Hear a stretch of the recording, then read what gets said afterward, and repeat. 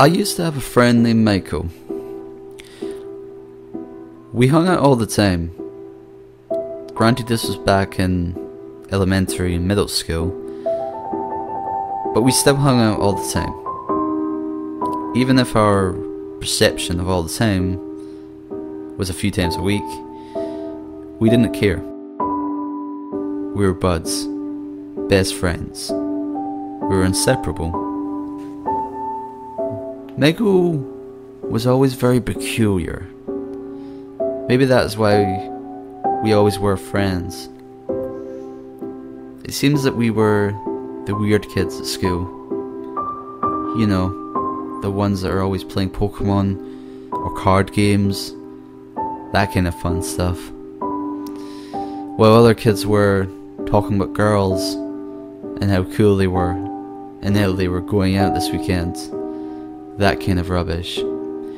Anyway, Michael always talked about his friends. His friend that was always following him everywhere. And like the same exact things he did.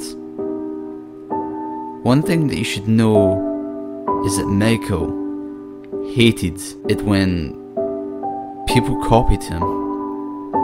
In fact, he despised it so much he has gotten into fights for it.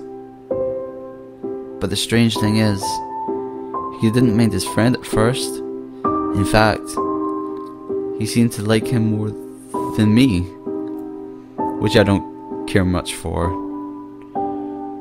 considering I had never met him, nor did I think he even existed at the time. Michael kept getting weirder and weirder. As time went on, at some points, he would be borderline schizo. How I knew this was when one day he came to me, saying that him and his friend had a fight. But his friend didn't leave. He just stayed with him and followed him everywhere and copied him. At one point, he pulled his sleeve and showed scars. He said that he was testing him to see if he would copy him to a certain extent. He did. Michael said no matter what he did, he couldn't fight his friends. The police arrived at my door with the bad news. Michael had killed himself. I walked to his house to see how his mother was and if there was anything I could do to help. I walked into the quiet house and saw the blood-stained bathroom.